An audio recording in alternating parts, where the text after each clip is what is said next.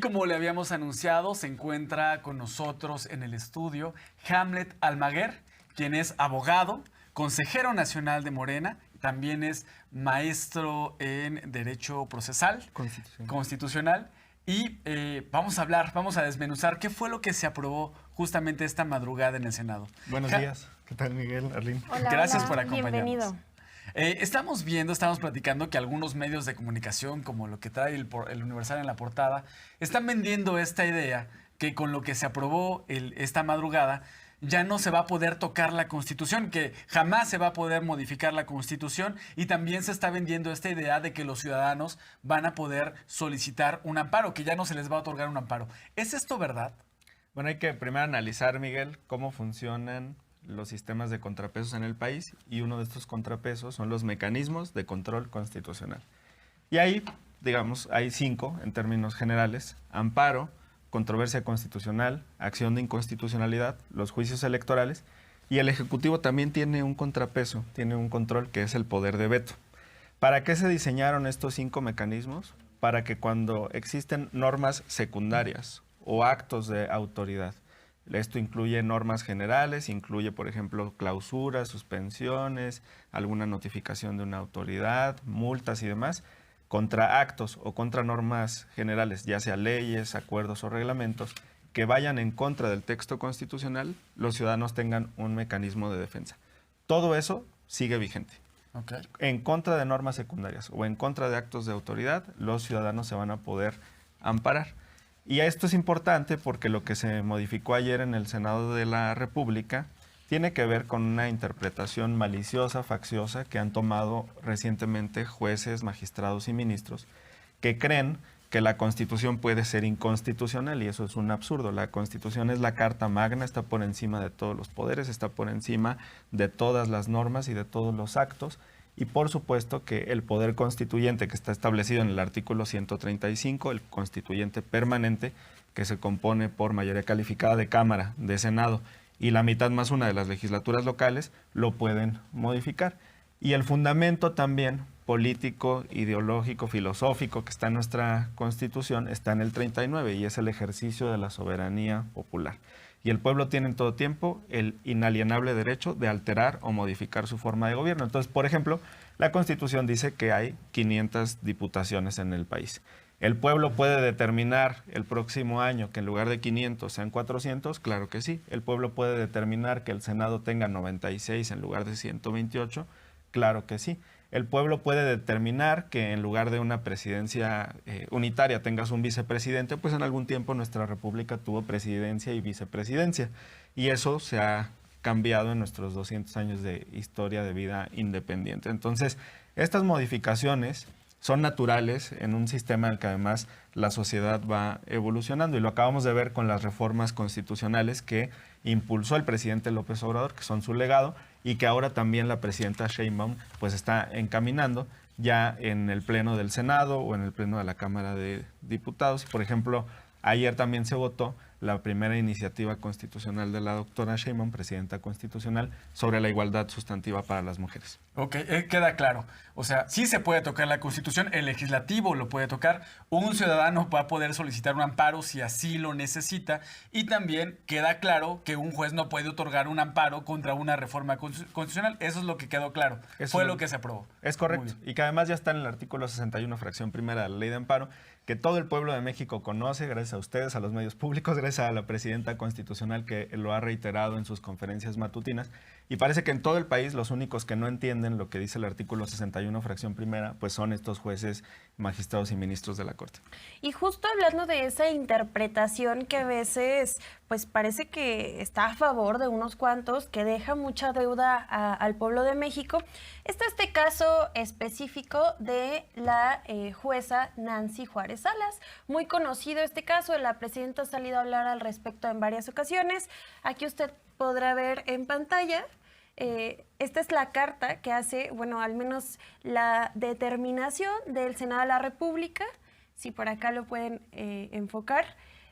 Puede ver usted aquí que el Senado de la República, con el presidente Noroña, pues respalda completamente a la presidenta Claudia Sheinbaum. Pero la pregunta aquí, Hamlet, es ¿Puedes explicarle a la gente por qué esto no procede? ¿Por qué lo que una jueza determina de bajar, que de hecho ni siquiera se puede eliminar una publicación del Diario Oficial de la Federación, pues no es procedente? La presidenta ya lo ha explicado, pero sería bueno pues recalcar nuevamente que esto que están proponiendo pues no va. Sí, esta jueza está como aquel personaje de la película de La Ley de Herodes que toma la Constitución y le arranca una página. Eso significa despublicar del Diario Oficial de la Federación. Antes el diario se imprimía así, como todos estos, y ahora, bueno, pues ya es digital y hay algunos ejemplares físicos, pero se pueden consultar por internet. Hay una distinción muy importante y la doctora Sheinbaum, la presidenta constitucional, muy acertadamente lo mencionaba el otro día. El presidente López Obrador publica en el Diario Oficial de la Federación esta reforma en acatamiento a lo que había determinado el constituyente. Y esto es importante, porque mira, hablábamos de los 5 controles, 4 son judiciales, amparo, controversia y acción. Hay otro que es el de juicios electorales, se lo tiene el Tribunal Electoral. Y el 5º es del Ejecutivo. ¿Cuál es ese control? El ejercicio del poder de veto. Cuando el Congreso aprueba una norma secundaria, la persona titular de la Presidencia de la República, en este caso la presidenta Sheinbaum, si no está de acuerdo con alguna ley que se apruebe en el Congreso, podría vetarla. ¿Qué ocurre con eso? Regresa la ley al Congreso y ahora se requiere una mayoría calificada de 2/3 para superar ese veto.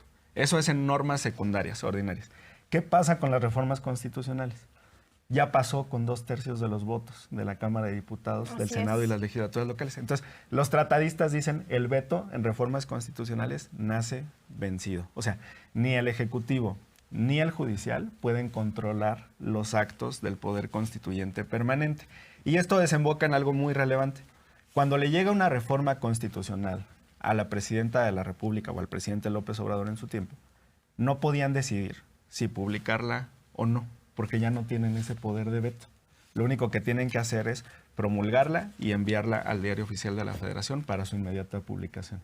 Entonces no tiene las facultades la presidenta. La presidenta no tiene las facultades, pero claramente esta jueza, bueno, pues tiene un pleno desconocimiento de la materia constitucional y le ordena que revoque un acto en el cual no participó su voluntad. No es como una licencia, una concesión, una autorización, un permiso, un decreto, un acuerdo que emita el Ejecutivo. Ahí hay un acto de voluntad. Esta es una instrucción que dio el constituyente y la jueza no puede revocarlo de esa manera ni exigirle a la presidenta que despublique del Diario Oficial de la Federación, y menos con un código QR que viene en blanco. Ahí ni siquiera hay notificación. ¿Desconoce la Constitución o se hace que no la conoce? Porque algunos jueces juegan como actores políticos, ¿no? Y nada más buscan hacer ruido y hacerle la jugada a la oposición. Hamlet, aprovechando que estás con nosotros, el día de ayer pues también circuló en muchos medios, hizo ruido en redes sociales, que se aprobó un proyecto de presupuesto para el Poder Judicial para el próximo año, para 2025. Por ahí algunos decían, es muy positivo porque hay reducción de salarios para algunos funcionarios del Poder Judicial, no para ministros. Se eliminan algunos privilegios.